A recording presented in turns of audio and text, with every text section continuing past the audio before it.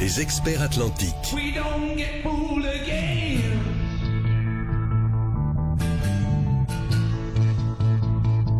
Les experts atlantiques avec Bader Saoudi. Il y a contrat, mais il y a litige pour les raisons les plus diverses entre les assurances et les assurés, au premier rang desquels le jargon parfois obscur, les incompréhensions diverses, les clauses parfois incomprises. Quel recours et quelles solutions? Quelles sont les incompréhensions récurrentes? On en parle aujourd'hui, comme chaque mercredi, dans ce spécial assurance, dans vos experts.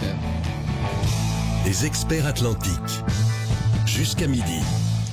Bonjour, je suis ravi de vous retrouver à nouveau avec Abdelaziz Ershidi, consultant senior et formateur en assurance. Le sujet est vaste, si vaste qu'on l'a à peine effleuré la semaine dernière. Pour que nous n'ayons pas un arrière-goût d'inachevé, les auditeurs et nous-mêmes, nous avons souhaité reprendre à nouveau cette thématique. Nous sommes ensemble effectivement jusqu'à midi. Nous sommes, je le disais, en compagnie d'Abdelaziz Ershidi. Je vous demande cette question rituelle, comment allez-vous ce matin? Je vous remercie, alhamdoulilah, surtout avec l'été maintenant. Oui, vous avez pris des couleurs. Ça, voilà, c'est les plages, c'est le farniente, etc. Oui, plus de détente. En tout cas, aujourd'hui, on va parler des différents types de conflits entre les assurances et les assurés. Bien sûr, on répond à toutes vos questions, comme d'habitude, au 05 22 95 36 70 ou 80, ou bien également sur la page Facebook des experts. L'objectif est d'être mieux informé sur les recours, les droits et les devoirs de chacune des parties prenantes entre les assureurs et les assurés. Et en effet, il arrive que des problèmes naissent, parfois par méconnaissance des lois, par oubli, parfois, ou par le non-respect de certains délais. On en parlait en partie la semaine dernière, également la semaine dernière. Et pour y voir plus clair, toutes les questions sont évidemment à poser, tout d'abord, et peut-être d'une manière générale, pour éviter les conflits en amont, les conflits juridiques, les tribunaux, et effectivement, toutes ces démarches, parfois qu'il est peut-être souhaitable d'éviter. Je voulais vous poser cette première question. En cas de sinistre, que doivent faire les assurés tout simplement? Quelles sont les démarches qu'ils doivent accomplir pour éviter qu'il y ait parfois, effectivement, conflit? Alors, d'une manière générale, lorsqu'il y a un sinistre, bon, qu'est-ce qu'on entend d'abord par sinistre? C'est un événement qui est prévu par la police. Tout à fait au début, je vais voir un assureur, monsieur l'assureur, je veux m'assurer auprès de vous pour telle chose. Vol, incendie, de glace, accident de travail, etc., etc. Quand survient un sinistre, un événement prévu par la police. Parce que s'il n'est pas prévu par la police, ce n'est pas un sinistre. Si je ne suis pas, si j'ai pas assuré ma voiture, mon usine, ou tout ce que vous voulez en incendie, il y a un incendie, ce n'est pas un sinistre. Je n'ai pas à le déclarer, sachant pertinemment que l'assureur va me dire, monsieur, écoutez, vous n'avez pas prévu l'incendie. Donc, c'est un événement qui doit nécessairement être prévu par la police. Alors maintenant, quand survient un sinistre, la police d'assurance pour que chacun... Oui, la police d'assurance. Oui, juste. Prévu par le contrat. Oui. Prévu par les conditions générales et les conditions particulières de la police, autrement dit, du contrat d'assurance. Deux choses très importantes. D'abord, et ça c'est obligatoire, je dois prendre ce qu'on appelle les mesures conservatoires. Qu'est-ce que ça veut dire? Ça veut dire que je dois faire en sorte pour essayer de sauver la situation. Il y a un incendie. Je ne vais pas me dire, il y a un assureur derrière, il n'a qu'à casquer, il n'a qu'à payer. Non, pas du tout. Non, pas du tout. Je dois prendre des mesures conservatoires, essayer d'abord d'appeler les pompiers, essayer d'éteindre le feu, sauver la situation, les choses périssables, je les mets de côté. Et s'il y a la pluie, il faut mettre une bâche, etc., etc. Parce que c'est pris en compte lors de l'indemnisation, vous voulez dire? Absolument.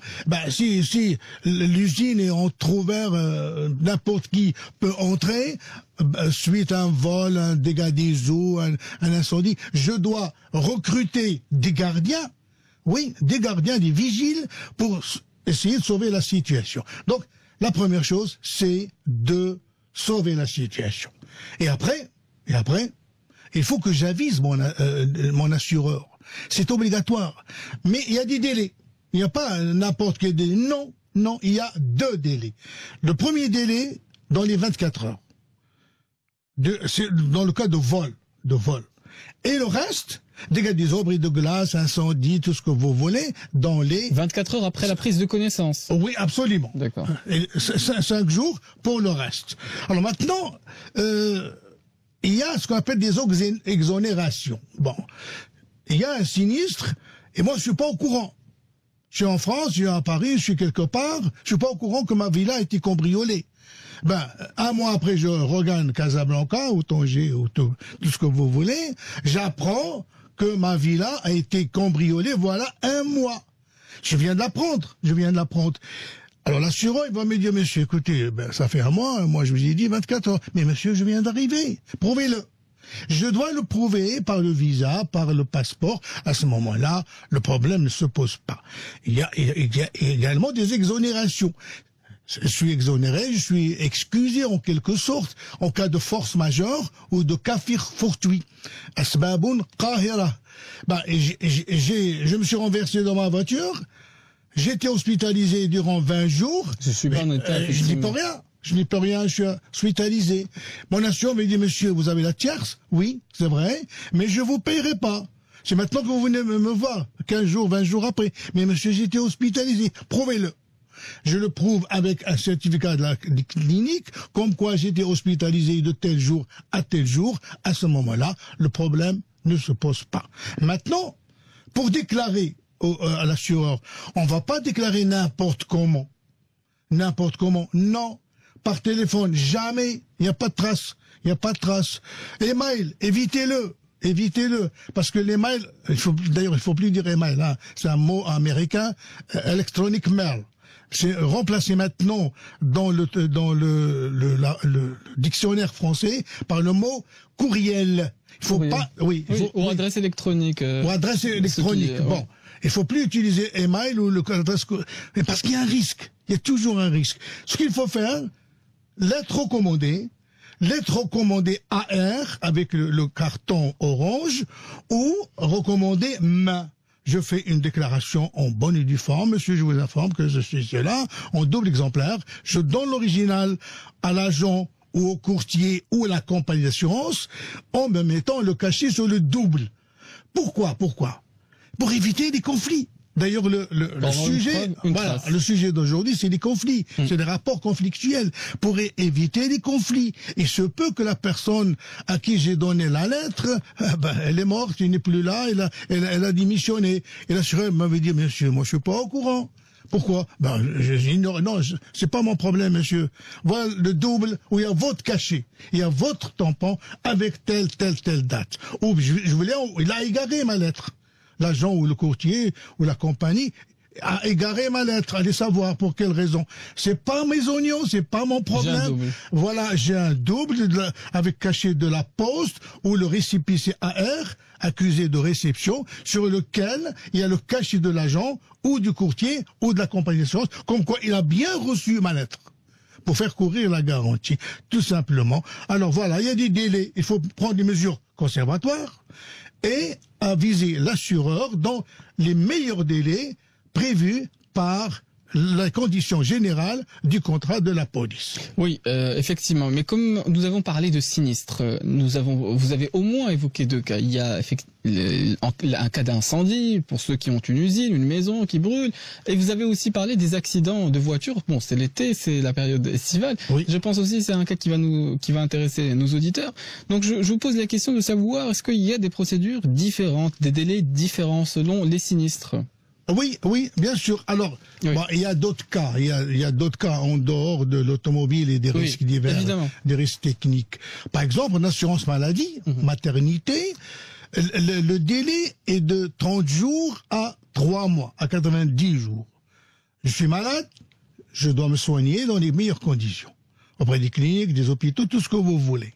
Je suis pas obligé maintenant de déclarer.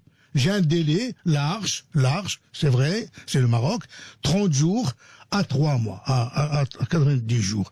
À tête reposée, je dépose le dossier, comme quoi je suis tombé malade, j'ai payé tel. Voilà les documents en bonne et due forme. Donc ici, c'est un peu plus large. Oui. Voilà. Et le cas de mortalité de bétail, ça c'est un peu exceptionnel, je dois déclarer dans les 48 heures. dans les 48 heures, dans les 2 jours.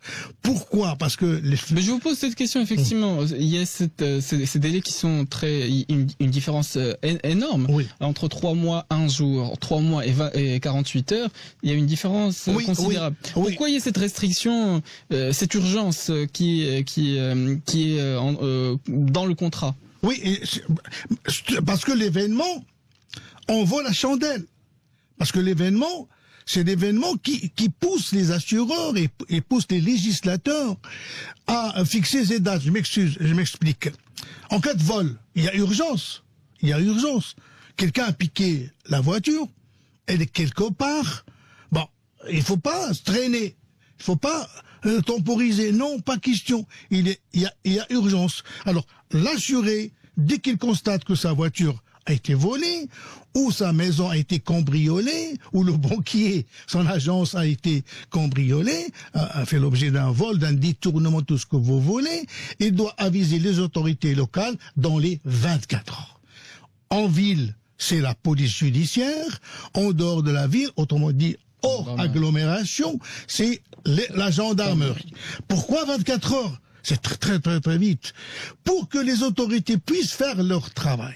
À savoir, faire des enquêtes à droite et à gauche en essayant d'appréhender le ou les voleurs. Vous voyez ce que je veux dire? Il y a urgence. Vous voulez dire que, comme c'est quelque chose qui est réglé ou réglementé par la loi, il y a un intérêt des deux côtés. Vous voulez dire pour la société, c'est-à-dire pour l'État qui aura plus tendance à être réactif lorsqu'il est informé plus tôt, et pour les assurances elles-mêmes, si les délais sont courts, il y a peut-être moyen de trouver le coupable et donc peut-être de dédommager moins, simplement. Dans les meilleures conditions. Parce qu'il y a urgence. Supposons si le législateur ou les assureurs, pour le cas de vol, ils avaient mis 5 jours. Le voleur a tout le temps de prendre la tangente. Ouais, c'est une pression parce que ceux qui sont assurés, effectivement, attendent d'être remboursés. Si il n'y a pas cette urgence, ils pourraient attendre peut-être une semaine, etc. Voilà. C'est un peu une pression sur les assurés pour que les démarches ou l'information ou l'enquête se déroule. Sur un autre plan, oui. Vous connaissez les Américains, ils mettent, vous savez, ils sont très forts les Américains sur le plan commercial, tout ça.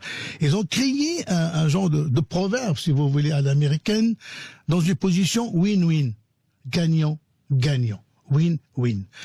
Dans le cas de vol, les assureurs et la loi obligent les assurés à déclarer dans les 24 heures.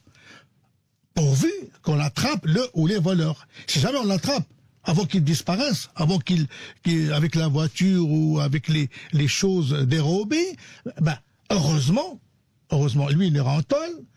L'assuré, il récupère sa voiture ou les choses qui lui ont été dérobées dans sa maison ou dans son usine, et l'assureur n'aura rien à payer. Ce qui fait tout le monde, il gagnera. Cette position win-win. C'est pour cela qu'on a prévu ce délai de 24 heures. Si par malheur, l'assuré est au courant du vol, du cambriolage, il ne fait rien, il n'avise pas les autorités, non compris, attention, les jours fériés et les jours ouvrés, samedi, dimanche, les fêtes, non. On les saute. Bon, si jamais, par mégarde, par malheur, il ne fait rien auprès des autorités, et l'assureur est en droit de lui dire, monsieur, écoutez, vous n'avez pas déclaré aux autorités. Pourquoi? Qu'est-ce que ça cache? Donc il y a quelque chose qui, c'est pas ça du tout, monsieur.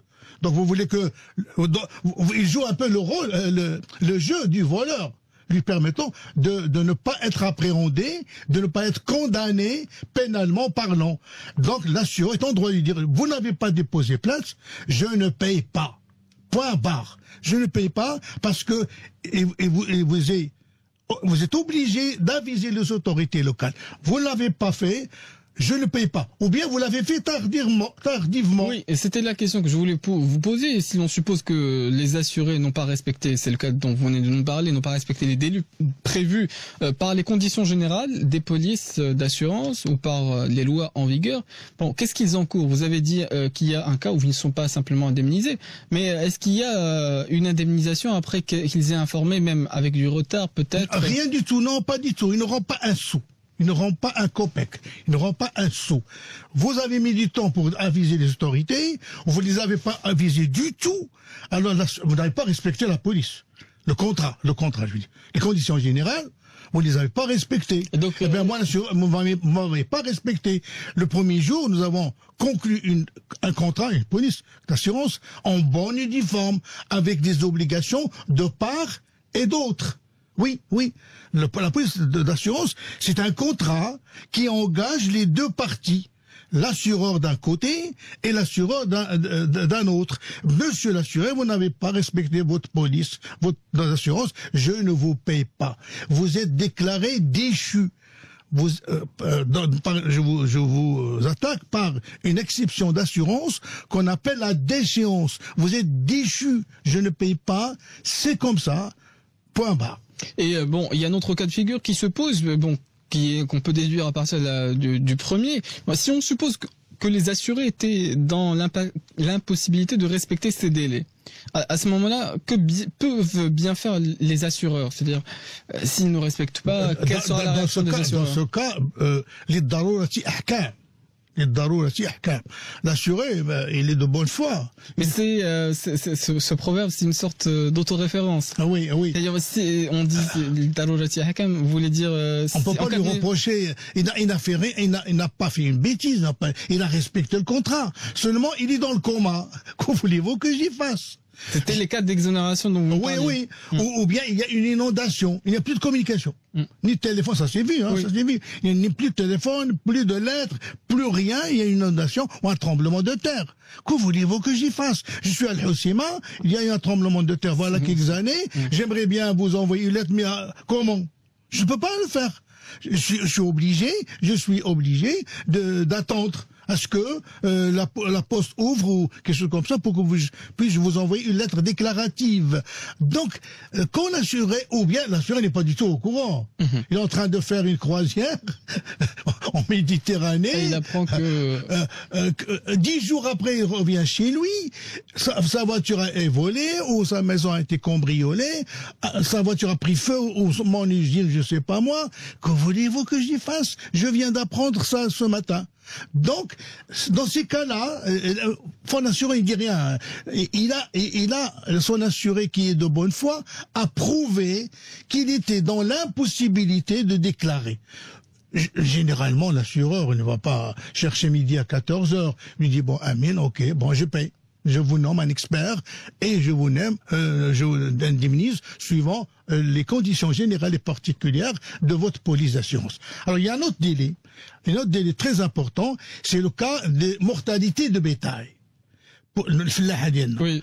Qui sont assurés en mortalité de bétail. Et ils ont 48 heures, 2 jours. Pourquoi? C'est à cause du bétail.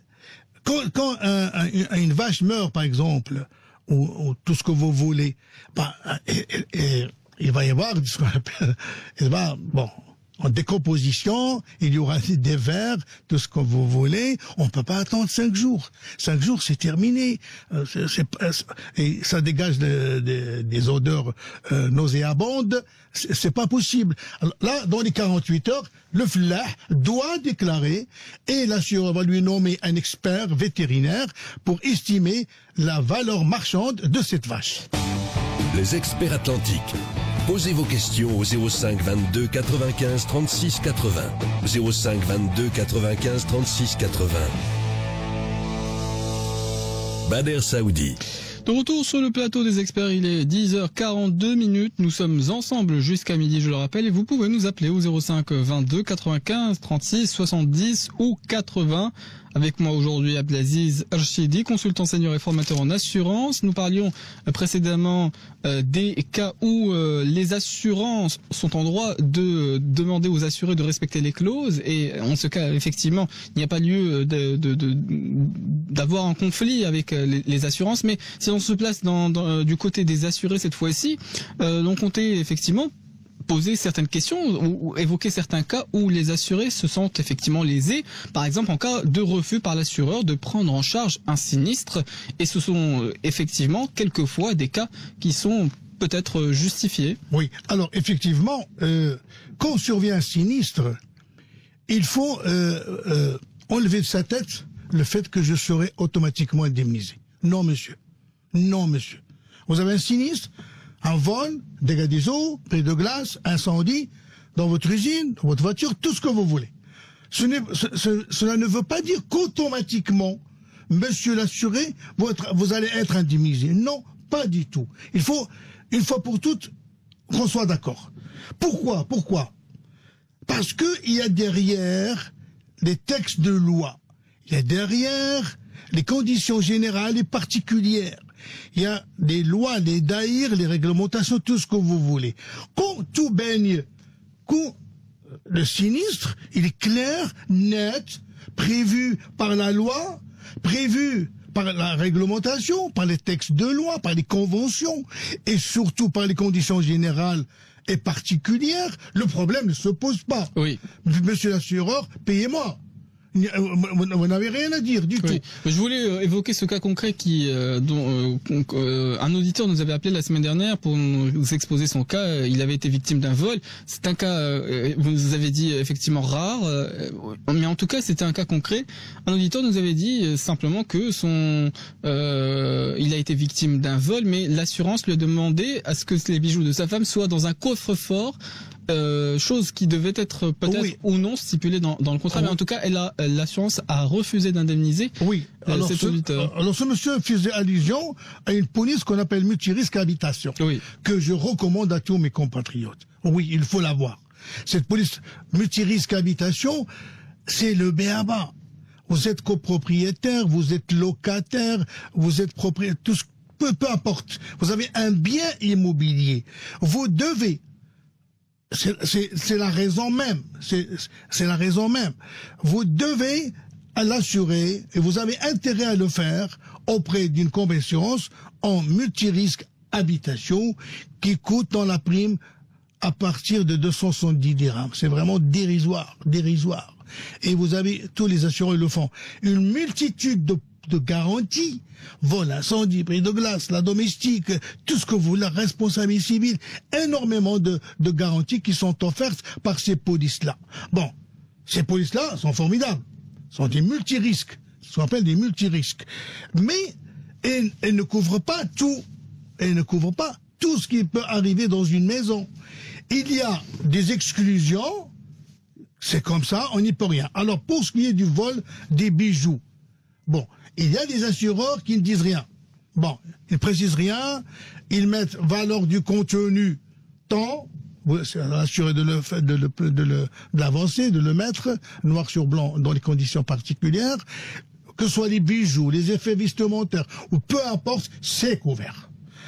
D'autres compagnies d'assurance, il faut un peu de restriction. Ils disent, écoutez, tout est couvert, les effets, les ustensiles de cuisine, les effets vestimentaires, tous les bibelots, tout ça, c'est couvert. Mais, s'agissant des pièces précieuses, en l'occurrence, les bijoux, c'est couvert, à condition que vous les mettiez, monsieur l'assuré, dans un coffre-fort. Ça dépend des compagnies d'assurance. C'est pour cela qu'il faut vérifier ça. Mais de toute façon, ce sont des cas rarissimes. Sont des cas rarissimes. Alors, maintenant, autre chose. Ce n'est pas parce que vous déclarez un sinistre, vous serez indemnisé, non, pas du tout. Vous serez indemnisé, je disais, lorsque tout baigne. Parfois, les assurés, ils disent non, je ne paye pas, monsieur. Vous avez parlé effectivement de conditions fixées et déterminées par la loi. Et la loi. Je ne paye pas, monsieur. Je vous oppose la non-assurance.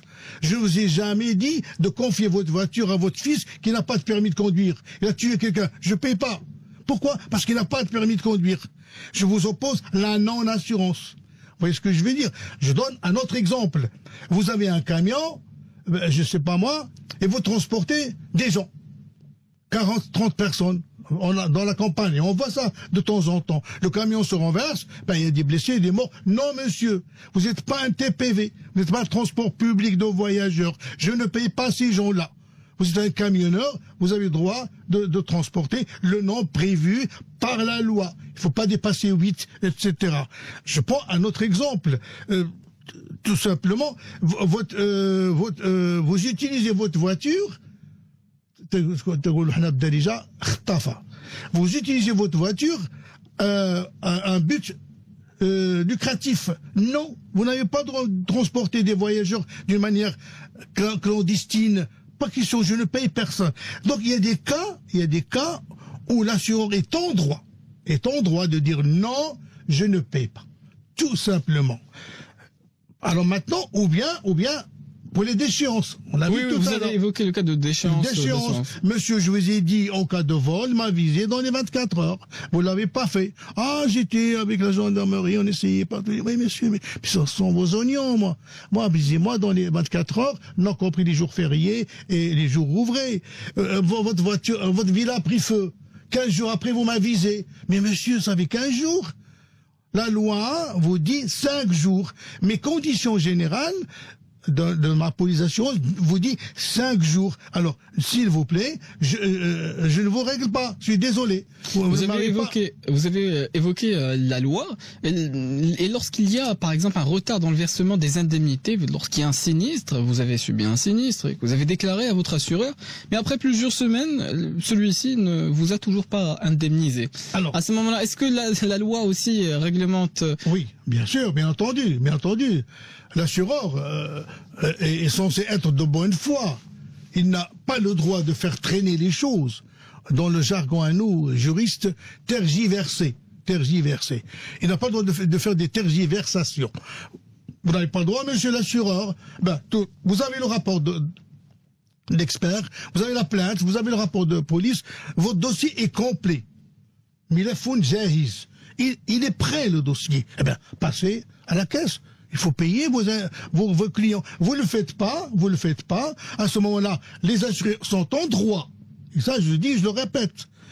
Ils sont en droit d'attaquer l'assureur en disant, monsieur, payez-moi par une lettre de sommation d'abord. Par une lettre de mise en demeure, les celles à toutes dites qu'ils envoient à l'assureur. En disant, monsieur, vous avez le rapport, vous avez ceci, vous avez le dossier, il est complet. Je vous ai donné tout ce que vous avez besoin. Et je vois les choses traînent, 3 mois, 4 mois, 6 mois. Mais ça va pas. Qu'est-ce qui se passe chez vous? Donc, vous me payez, attention. Ah oui. Oui, heureusement. Je pense que ça arrive lorsqu'il y a une indemnisation qui n'est pas négligeable. Je pense notamment à des sinistres que peuvent subir, je crois, des entreprises. Oui, moi je suis patron des entreprises, il y a un incendie, le rapport d'expertise a été établi dans les meilleures conditions, vous avez le PV des pompiers, tout ce que vous voulez, ma police est claire, le contenu, le contenant, les risques directs, les risques indirects, etc. Mais payez-moi, monsieur. Vous voulez les factures? Je vous apporte les factures. Payez-moi. Et s'il ne veut pas, alors les assurés, sachez-le, messieurs, dames, vous avez le droit d'attaquer les compagnies d'assurance. Mais ne réclamez pas le principal. Réclamez le principal plus des dommages-intérêts. Oui, des dommages-intérêts. Et ça, croyez-moi, les assureurs, ils casquent. Dès qu'ils entendent mise en demeure, ils tressaillent. Ils prennent peur. Oui, ils prennent peur. Pourquoi? Parce que l'affaire au niveau du tribunal... Parce qu'il y a un procédure judiciaire, ils seront fautifs. Plus que ça. Oui. Moi, j'ai une grosse entreprise, l'expert a arrêté les dommages à 1 million de dirhams. J'ai droit à 1 million de dirhams. C'est clair, c'est net, monsieur l'assureur, payez-moi. Il ne veut pas. Il tergiverse. Il veut gagner du temps. Allez savoir pour quelle raison. Mais c'est rare maintenant, hein. Il faut pas exagérer. C'est rarissime. Bon. Je lui envoie une lettre de mise en demeure directement par le biais de mon avocat. Payez-moi, monsieur. Mon dossier, il est prêt. Payez-moi. Vous voulez pas? Et croyez-moi, ce n'est plus 1 million de dirhams. Non. Le principal, c'est 1 million de dirhams. Je vais demander 1 million de dirhams, plus 100 000 dirhams pour dommages et intérêts, pour résistance abusive. Souvenez-vous-en, messieurs, dames, pour résistance abusive. Vous avez abusé. Vous avez dépassé les limites, payez-moi 1 million de dirhams, plus 100 000 dirhams dommages et intérêts, plus les intérêts moratoires, les intérêts de droit, à raison de 6% l'an. Vous voyez le problème. Donc, l'assureur, vous l'avez ébranlé. Il va prendre le dossier, s'il est réglable, il va commencer à mettre sa quittance dans les meilleurs délais ou la quittance subrogative. Sinon, il va y avoir un jugement contre lui en le condamnant au principal, plus les dommages-intérêts pour une certaine somme, plus les intérêts. Alors croyez-moi, il réfléchira longtemps avant de refuser de faire. Mais d'une manière générale, alhamdoulilah, nous vivons une époque sont des cas rarissimes. De temps en temps, on le trouve. Hein. De temps en temps, on le trouve. Pourquoi? Parce que l'agent entraîné ou le courtier, ou je ne sais pas moi. Mais c'est rarissime. Heureusement, c'est rarissime. D'accord. Il y a un autre cas aussi qui est parfois évoqué lorsqu'on parle effectivement des conflits, qui parfois en défaveur des assurés. Lorsqu'il y a parfois un prélèvement injustifié qui est réalisé par l'assureur, bon, vous réalisez que votre compte bancaire, par exemple, a été débité. Bon, de votre point de vue, sans raison, par votre assureur, et celui-ci refuse de vous rembourser. Bon, est-ce qu'il y a des textes aussi de loi qui encadrent ces cas de figure? J'ai pas très bien compris. L'assureur n'a pas le droit de retirer une certaine somme de votre compte bancaire. Jamais, sous aucune... Non, c'est pas l'autorité. Il peut faire une réclamation. Mais il n'a pas le droit du tout. C'est pas la justice. La compagnie d'assurance, il n'a pas le droit vous avez, je sais pas moi, 500 000 dirhams dans votre compte bancaire. Moi, la compagnie d'assurance Intel, je retire 100 000, mais ça va pas. Jamais. Il ne pourra pas. À quel titre? Mais qui êtes-vous, monsieur? Vous êtes une société anonyme à but lucratif. Si vous pensez être lésé par votre assuré, demandez qu'on vous rende justice. Mais vous pouvez pas le faire automatiquement. Mais ça, au niveau du ministère des Finances, oui. Le ministère des Finances, il peut, après une certaine époque, vous voulez pas payer les impôts. Bon, je sais pas moi, la TVA, autre chose. Après un certain temps, vous voulez pas, il vous met en demeure, et il a le droit de retirer la somme de votre compte bancaire. Oui, mais c'est l'État. C'est l'État, c'est le ministère des Finances. Mais compagnie d'assurance, jamais. C'est une personne comme moi. Oui, moi, mais je suis physique, vous êtes moral. Mais vous savez, quand on parle d'aberration, on avait fait une émission sur les crédits. Effectivement, il y a eu des cas où des gens qui ont contracté des crédits auprès de sociétés de financement. Un cas d'un auditeur qui nous a parlé de son cas où il a été effectivement débité par la société de financement après 9 ans parce que il aurait un impayé 9 ans après un crédit. C'est pas vrai. En tout cas, c'est ce qu'il nous a dit. C'est pas vrai. Les prêteurs, les banquiers, les prêteurs n'ont pas le droit. Mais c'est l'anarchie, Vous voulez pas me payer mes traites? Ben, je me réfugie auprès des autorités, en l'occurrence le ministère de la Justice. Rendez-moi justice. Condamnez-moi ce monsieur.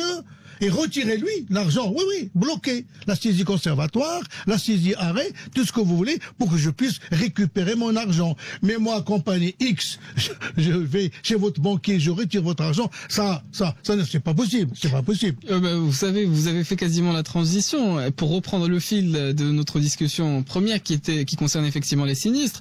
Bon, que fait l'assureur suite à un des sinistres qui concerne des biens achetés à crédit? Pour le coup, vis-à-vis de ses assurés. Bon, ici c'est simple, Oui. C'est simple, j'achète, un camion,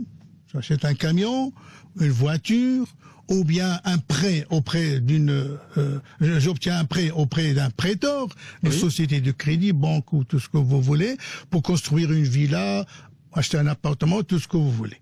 Bon, seulement, la personne qui m'a prêté le capital, la banque, va me dire, écoutez, moi, je vais préserver l'avenir, hein. On sait jamais. Amar biyadillah. Vous pouvez mourir, le camion peut prendre feu, aller en fumée. Je veux assurer mon argent. Être sûr de récupérer le capital, ou au moins une partie. Et alors, ce que vous voulez, monsieur, le prêteur, monsieur le banquier, faites une assurance, et vous me désignez, moi, banquier, prêteur, comme bénéficiaire. Vous voyez ce que je vais dire? Oui. Et ainsi, il y aura une police d'assurance, une carte grise barrée,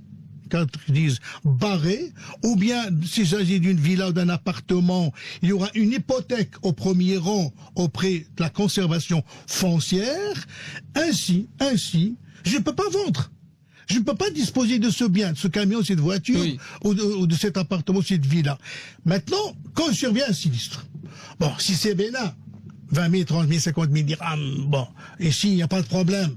L'assureur, il nomme un expert qui arrête le montant à 40 000. C'est toujours l'assureur qui nomme un expert? Oui, toujours, c'est l'usage, l'usage.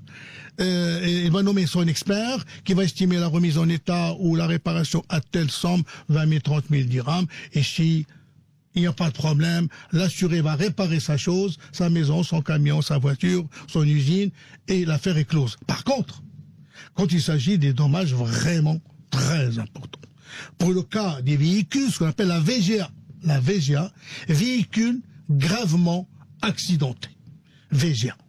Et la voiture est réformée, elle est bonne à la casse, elle est bonne pour être vendue aux épavistes, elle est réformée, aux épavistes. Quand la villa, elle prend feu, il y a plusieurs millions de dirhams en jeu, c'est pas moi, ou l'usine, tout ce que vous voulez.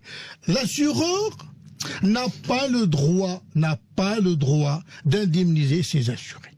Parce qu'il y a une délégation de crédit. Il doit d'abord voir le prêteur, lui dire, monsieur le prêteur, vous avez prêté telle chose, il y a une délégation en votre faveur, c'est vous qui êtes le bénéficiaire de l'indemnité, voilà l'argent.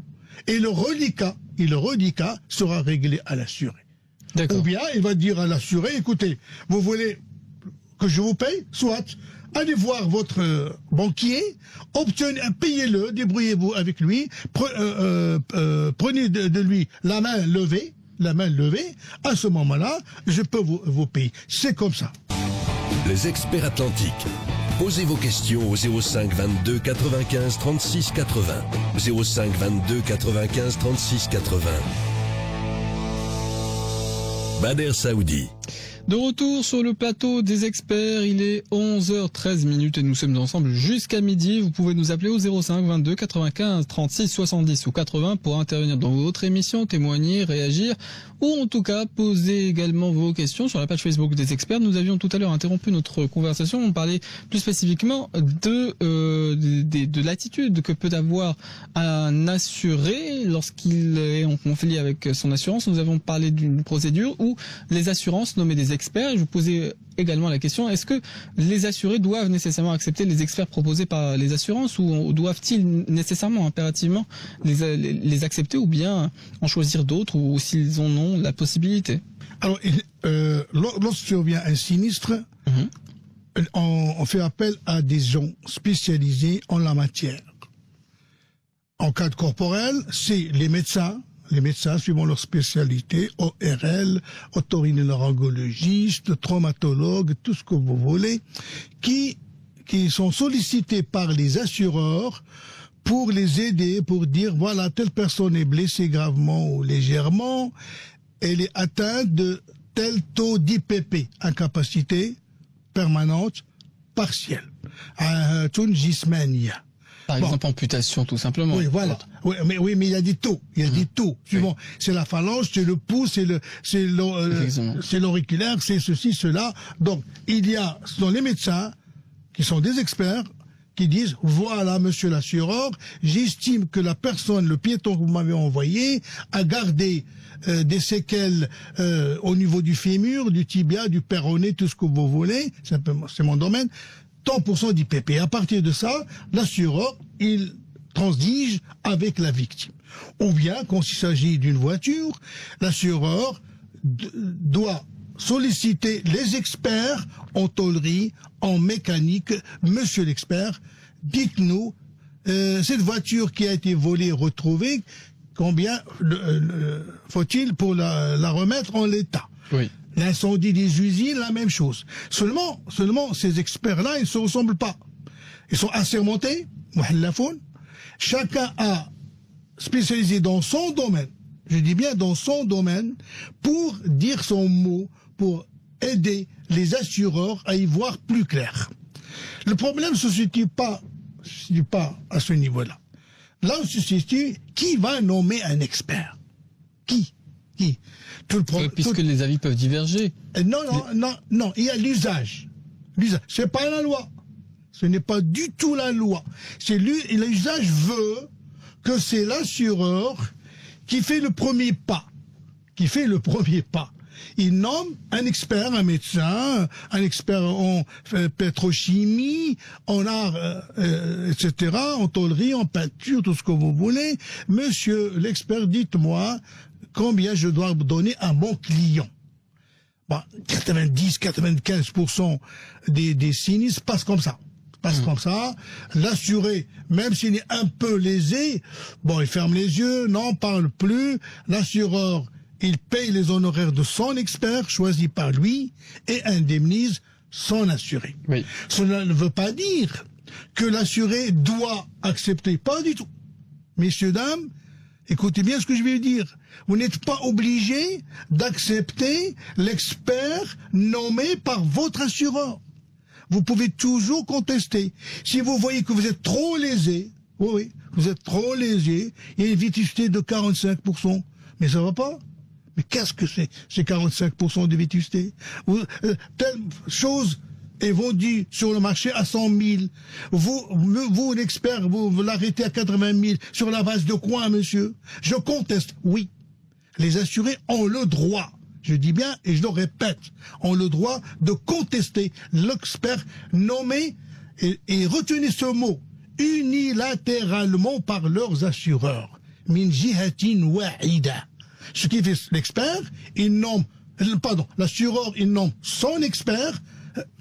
Il se peut que l'expert, heureusement c'est pas toujours le cas, il se peut qu'il voit un peu trop l'intérêt de l'assureur. Et oui. il laisse l'assuré. Dans ce cas, l'assuré est en droit de dire à monsieur l'assureur, pas question, je ne veux pas entendre parler de votre expert. Sur ce mot, unilatéralement, vous voulez dire que c'est un expert désigné d'office par l'assurance sans consultation préalable avec l'assuré? Il n'a pas à le consulter, mais c'est ça l'usage, c'est comme ça. Il fait le premier pas, et si l'assuré ne dit rien, à ce moment-là, il peut être... Votre voiture est volée, elle est dans la nature, on l'a pas retrouvée. Moi, assureur, unilatéralement, c'est très important, attention, je nomme mon expert pour me dire quelle est la valeur vénale aujourd'hui de cette voiture. Oui. Si vous trouvez que le montant de 200 000 dirhams reflète vraiment la réalité, votre voiture, elle est vendable dans les meilleures conditions à 200 000 dirhams. Si vous mettez 150 000 dirhams comme ça, un excès de zèle, ou je ne sais pas, allez savoir, l'assuré est en droit de dire non, j'arrête. Pas question, j'accepte pas votre expert. Dans ce cas, que dit la loi? Il faut provoquer ce qu'on appelle une contre-expertise. Qu'est-ce que ça veut dire? L'assuré est en droit de nommer son propre expert. Il va lui payer 16 honoraires et aviser l'assureur, disant, écoutez, j'en ai marre de votre expert, je veux pas entendre parler de lui, il m'a trop lésé, je vais nommer monsieur Untel en tant que contre-expert. Mais qui va payer ces honoraires? Chacun, il paye les honoraires Diallo. D'accord. L'assureur, il paye l'expert Diallo, l'assuré nomme son propre expert et il le paye. Les deux experts, généralement, ils s'entendent. Il me dit, écoutez, confrère, écoutez, 150 000 dirhams, ça va pas, hein. Mais c'est une Golf GTD de ceci, cela. Le minimum, c'est 200 000 dirhams. Faites un tour de Casablanca, vous verrez, c'est 200 000. Ce n'est pas 150 000. Mais où venir? S'ils arrivent à s'entendre, tant mieux. Ils font un rapport contradictoire. Mais c'est facile, mot d'Adda, qu'est-ce que ça veut dire? Ils signent tous les deux. Tous les deux. Parfois, ça tourne au vinaigre. Chacun, il campe dans sa position. Le premier, pas question, 150 000. Pas question. On va supposer que c'est ce cas de figure. Ah oui, ça arrive. Oui. Je vais pas me dédire. Le deuxième expert, il dit pas question. C'est 200 000 dirhams, c'est la loi de l'offre et de la demande. Là, il y a un problème. Il y a un problème qu'il faut résoudre.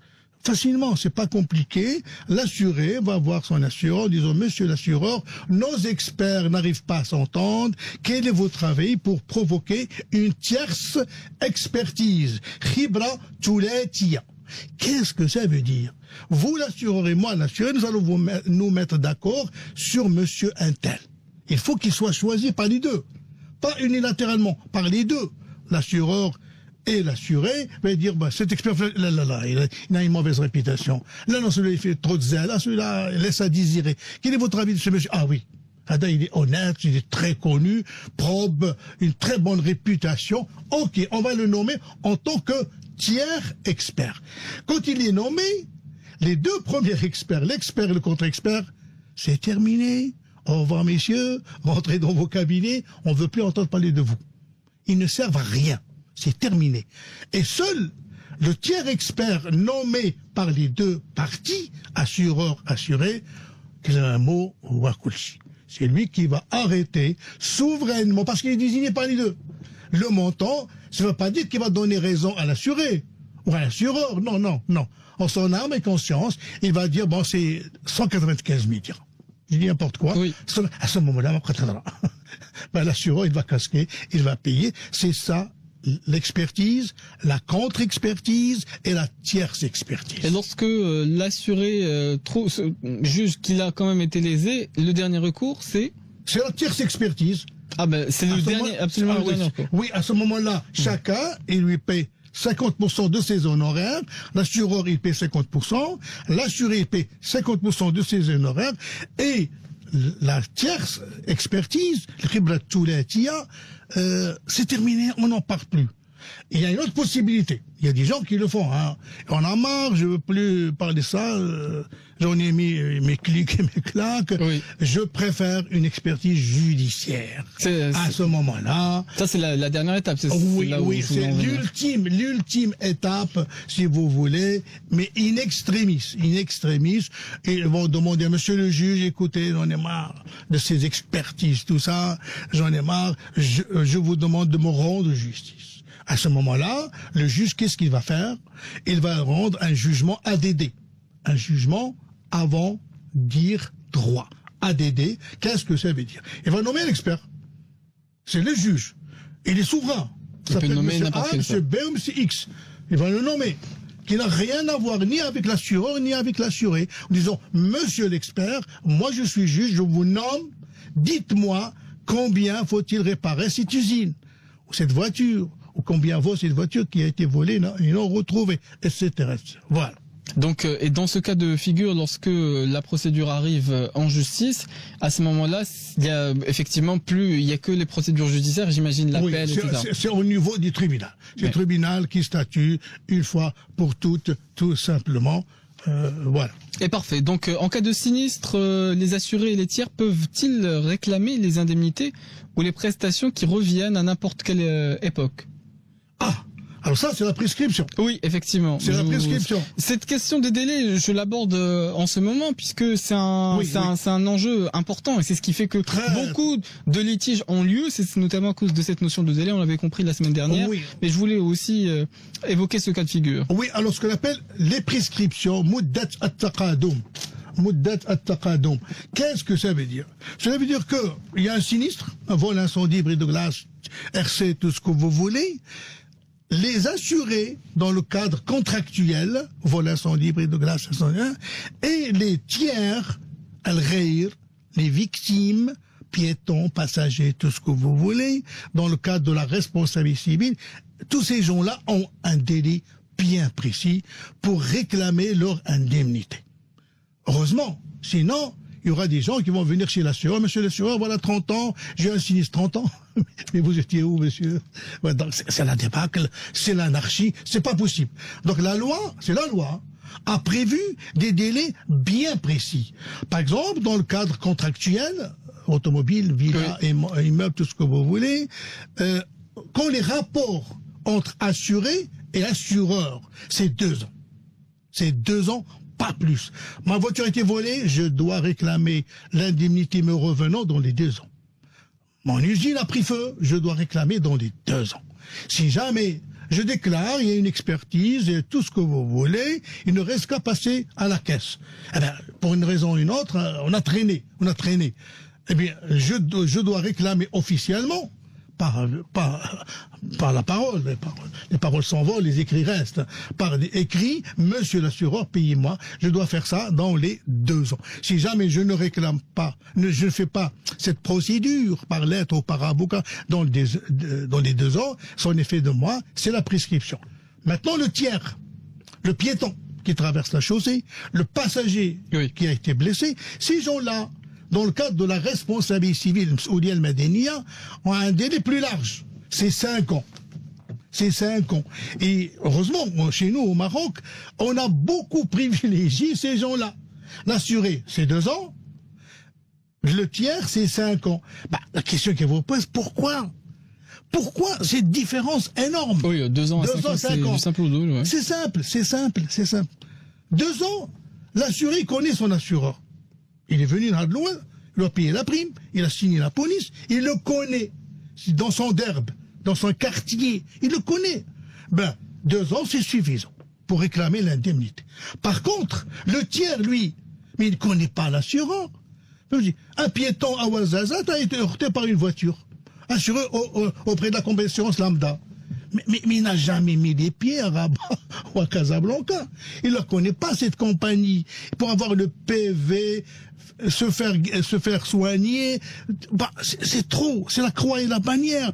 Alors la loi, il lui dit, écoutez, monsieur la victime, madame la victime, monsieur la victime, vous avez un délai de 5 ans, je suis allé, pour vous faire soigner, obtenir le PV, constituer un avocat ou venez vous-même voir l'assureur pour un arrangement à l'amiable, c'est 5 ans. Ça, c'est dans le cadre de l'assurance dommage. Dans les assurances de personnes, où il y va de la vie, de la survie, du décès de la personne. Là, c'est différent. Quand le bénéficiaire est l'assuré. Assurance de personnes, assurance dommage, ce sont 2 cas différents. 2 choses différentes. Et parce que la première, c'est une chose qui a une valeur marchande. Oui. Voiture, maison, immeuble. La vie, non, n'a pas de prix. N'a pas de prix. Moi, je veux un capital, je dis n'importe quoi, de 3 millions de dirhams à mes 60 ans. Arrivé 60 ans, je suis toujours vivant. Je dois, dans les 5 ans, attention. Dame de l'assurance. Oui, dans les 5 ans, je dois produire un certificat de vie, faire légaliser ma carte nationale et voir l'assureur. Monsieur, je vais rigoler un peu. Monsieur, je ne suis pas mort. On a des procédures parfois étranges. Oui. Parce que l'assureur a tout intérêt que je meure avant 60 ans. Comme ça, les 4 millions de dirhams, il la garde. Oui, bien sûr. Bon, à partir de 60 ans, la date fatidique, la date d'exigibilité du capital ou des rentes, ça peut être des rentes, je suis vivant. Dans les 5 ans, je dis à l'assureur officiellement, je suis toujours vivant, voilà le certificat de vie, voilà la carte nationale, payez-moi mon capital, monsieur. Sinon, ou bien, je vous attaque en justice, j'aurai mes 4 millions de dirhams, plus 100 000, 200 000 dirhams de dommages et intérêts, plus les intérêts parce que il est de mauvaise foi. 40 ans de ma vie, je paye 2000. Et à 60 ans, il tergiverse. C'est trop allé, hein. Qu'est-ce qui se passe? Il est de mauvaise foi. Mais c'est des cas rares, attention. Oui. C'est des cas vraiment qu'on rencontre pratiquement jamais maintenant. À certaine époque, oui, c'est vrai, malheureusement. Non, maintenant, c'est terminé. Donc, s'il me donne, si je réclame dans les 5 ans, j'obtiens mon capital et l'affaire est close. Par malheur, je suis à New York. J'ai migré il y a longtemps, je travaille à New York, 6 ans après, je regagne Casablanca, je vois mon assureur, voilà, je suis pas mort, je suis toujours vivant, payez-moi les 4 millions, dirhams, 5 millions. Il va m'envoyer balader, monsieur. Mais vous étiez où, voilà, 6 ans? Mais j'étais à New York, mais écoutez, retournez à New York. Et je vous donne pas un sou. Vous aurez cotisé et vous n'aurez rien. Ben, c'est ma faute. Parce que dans la police d'assurance, il est clairement établi que la date fatidique, je l'ai choisi, moi c'est moi qui l'ai choisi, à mes 60 ans. Et à ce moment-là, je dois aviser mon assureur qui doit me donner le capital ou les rentes. Je l'ai pas fait. Je l'ai fait 6 ans après. Eh ben, je suis frappé de la déchéance.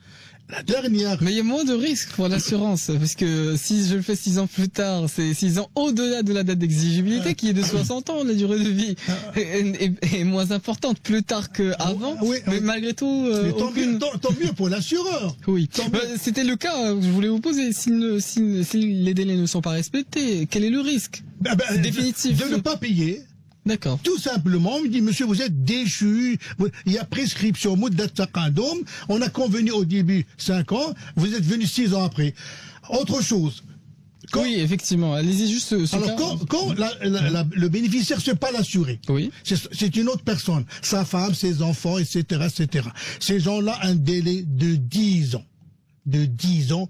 Ma femme, je meurs, elle a 10 ans pour réclamer l'indemnité lui revenant et mes enfants. Si jamais il le fait au-delà de 10 ans, il y a prescription.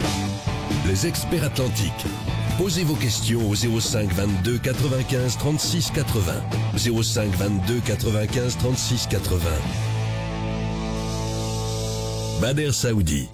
Dernière partie des experts aujourd'hui, si vous venez de nous rejoindre, on parle assurance, conflit entre les assurances et les assurés. Aujourd'hui avec Si Abdelaziz Rachidi, qui est un habitué, qu'on ne présente plus. Vous pouvez nous joindre, je le rappelle, pour nous poser vos questions ou témoigner tout simplement au 05 22 95 36 70 ou 80, ou bien également sur la page Facebook des experts. On en parlait tout à l'heure, des sinistres. Pour faire un tour d'horizon complet, il y a aussi une question à laquelle on ne peut pas se dérober. Que doivent faire les assurés pour interrompre les prescriptions, pour éviter tout conflit avec les assureurs? Oui, alors c'est les délais de prescription, 2 ans pour les dommages vis-à-vis de l'assuré, 5 ans pour les vis-à-vis des tiers, piétons, passagers dans le cadre de la responsabilité civile. Ces délais-là, on peut les interrompre, bien sûr. Ce sera plus 2 ans, ce sera plus 5 ans. Comment? Quand l'assuré ou le tiers discute par des lettres recommandées l'affaire. Vous m'avez offert, monsieur, 200 000, je refuse. Pourquoi? Parce que j'estime ceci, cela. L'assureur répond, non, je suis désolé, parce que... Donc, tant que les parties en présence discutent, dialoguent par écrit, il n'y a plus de problème ici. On repousse les délais de 2 ans vis-à-vis de l'assuré et de 5 ans vis-à-vis du tiers. Donc, par un échange de correspondance par voie recommandée. Deuxième possibilité, par la nomination d'un expert. L'assureur nomme un expert. L'assuré n'est pas d'accord. Il nomme son propre expert. C'est le contre-expert. La tierce expertise. Et puis, tout le monde est dans l'expectative. Tout le monde dit, mais on attend. Parce que ces gens-là nous disent, vraiment, cette usine-là, combien faut-il la retaper, la remettre en l'état? 20 millions de dirhams, de 25 millions, on sait rien. On attend. Tant que les experts n'ont pas déposé leur rapport d'expertise, qu'il soit unilatéral, contradictoire ou tierce expertise, on attend. On interrompt la prescription biennale, on attend. Et la dernière, c'est l'assignation en justice. Parfait. Nous avons Mohamed de Marrakech auquel nous allons donner la parole, mais juste après la pause publicité, on reprendra cette émission et pour interagir avec notre auditeur.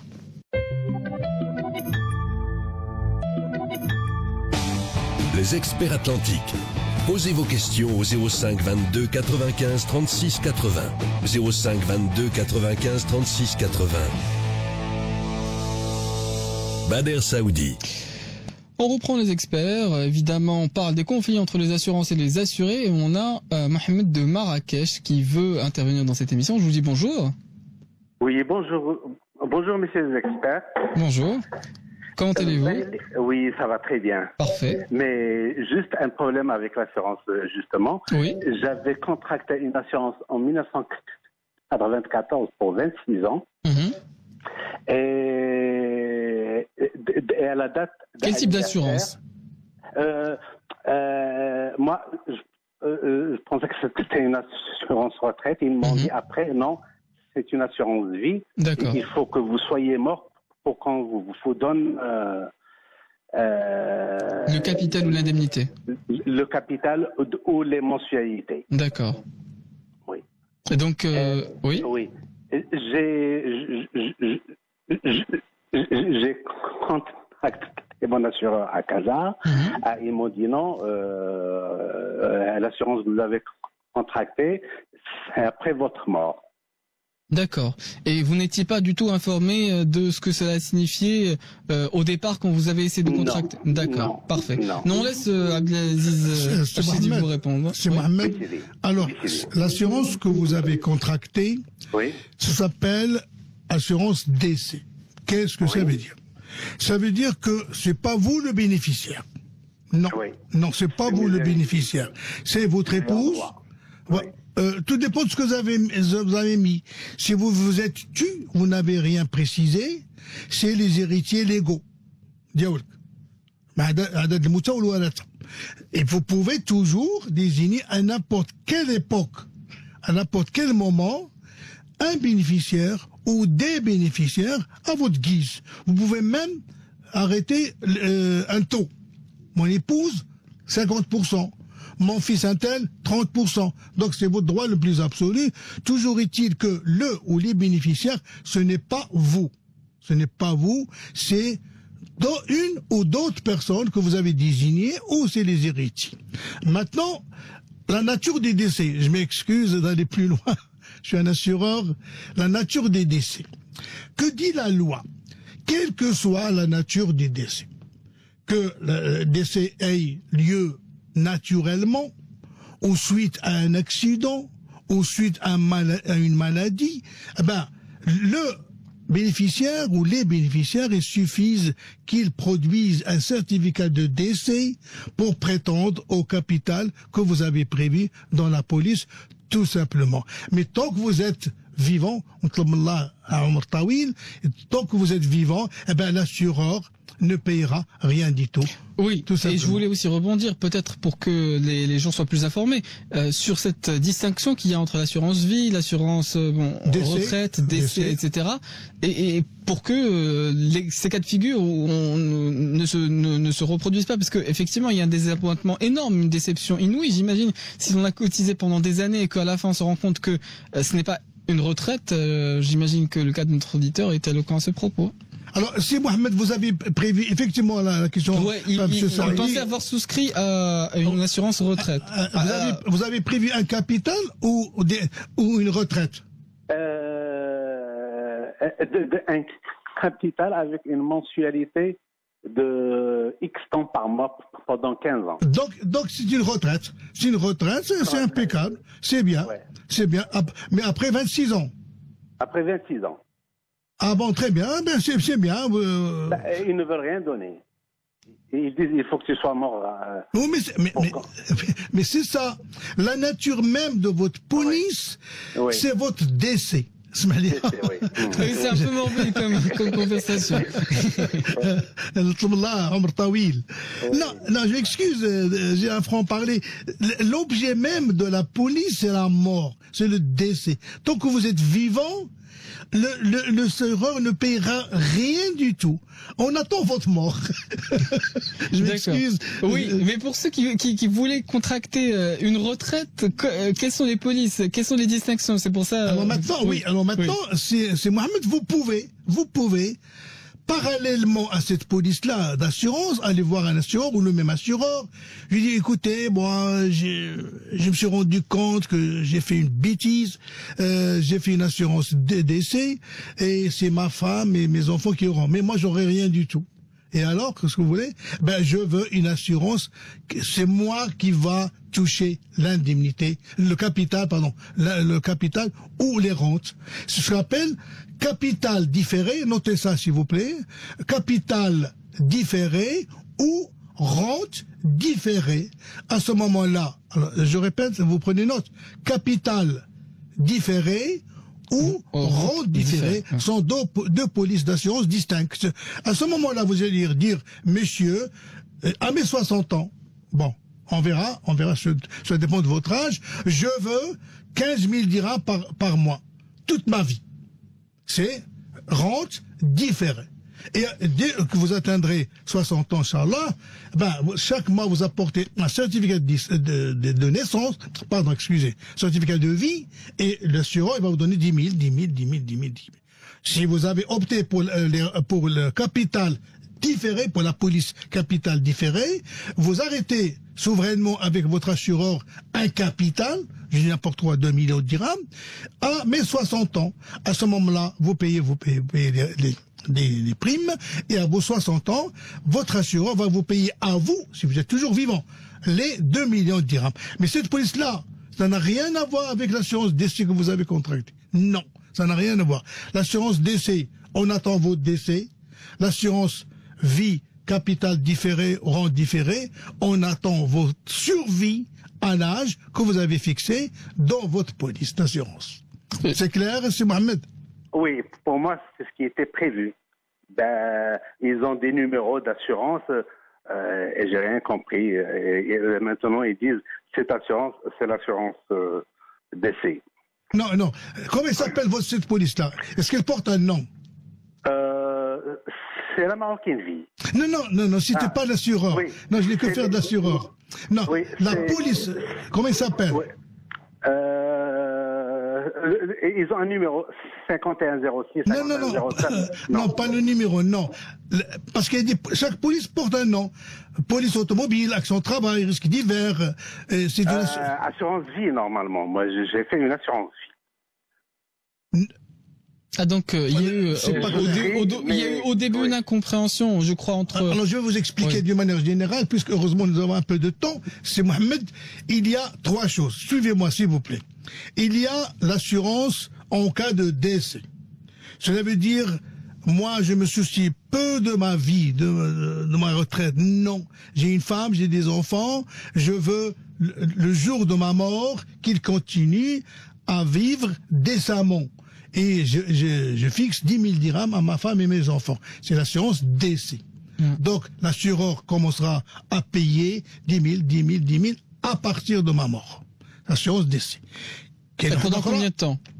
À vie. Généralement, le viageur, ma femme et mes enfants. La deuxième, cette première-là, j'ai pensé à ma femme et mes enfants. Mais moi, je n'aurais rien du tout. Oui. Je vivrai jusqu'à 95 ans, aucun centime ne sortira de la poche de l'assureur. Deuxième possibilité, il y a l'assurance qu'on appelle l'assurance vie, capital différé ou rente différée. Là, cette police-là est différente. C'est ma survie qui est en jeu à une date fixe. Au début, je dis, je veux à mes 60 ans telle somme, soit des rentes, soit des capitales. Et l'assureur attend quoi? Ma survie. Les deux, en cas de décès, en cas de survie, sont bien. Mais comportent des défauts. Comment ça? L'assurance décès, ils vont payer ma femme, mais moi je n'aurai jamais quelque chose. À l'inverse, l'assurance en cas de survie, capital différé, rente différée, j'aurai un capital et des rentes à une date, à partir de telle date. Mais ma femme, mes enfants n'aura rien du tout. Donc l'une et l'autre, les deux polices, ont des points forts et des points faibles. C'est pour cela les assureurs, qui sont des gens très prévenants, ont créé une police. Ils sont eux-mêmes assurés, bien assurés. Ah oui, un homme averti en vaut deux. Bien sûr, sont des gens très forts. Bon, ils ont créé une police qui est l'addition de l'assurance décès avec l'assurance en cas de survie. Les deux, ce qu'on appelle la mixte. Et vérifiez, si Mohamed, auprès de votre assureur, est-ce qu'il s'agit bien de la mixte, police mixte. À ce moment-là, si vous mourrez, votre épouse ou les ayants droit auront un capital ou des rentes.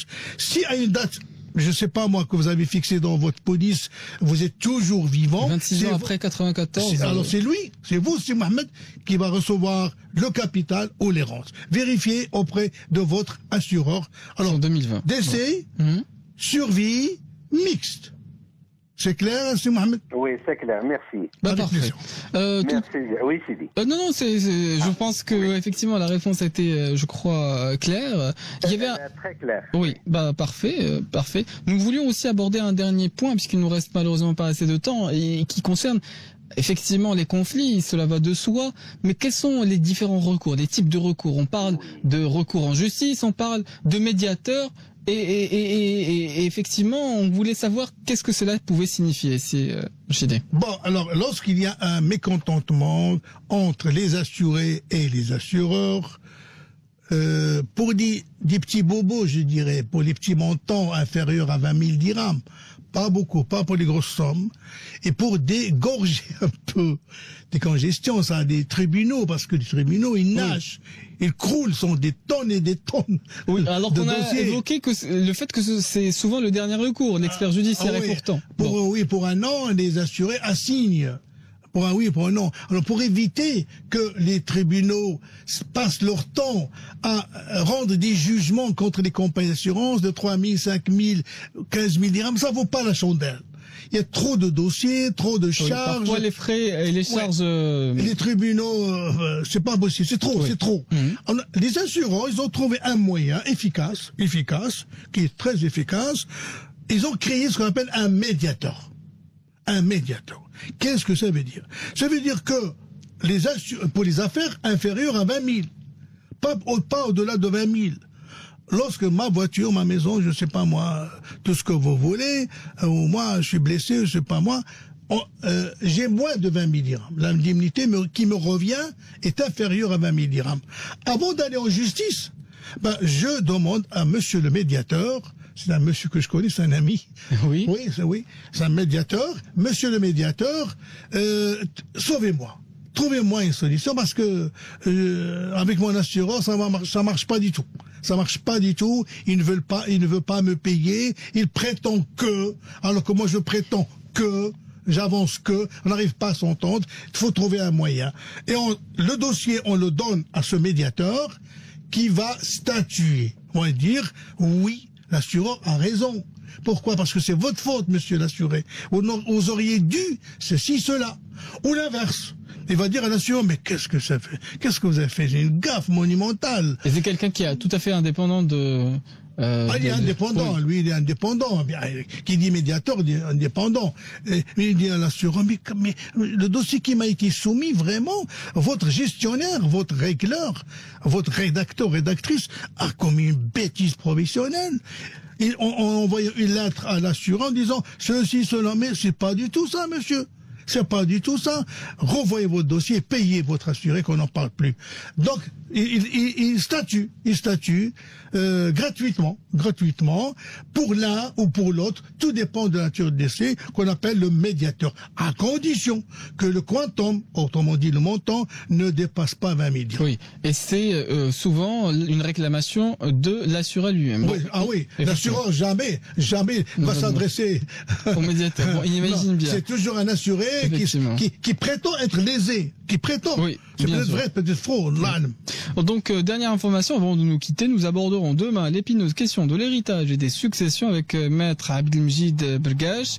Quant à moi, je vous remercie, Abdelaziz Archidi, consultant senior et formateur en assurance, d'avoir été avec nous ce matin et je vous souhaite une excellente journée en notre compagnie sur Atlantique Radio et à demain.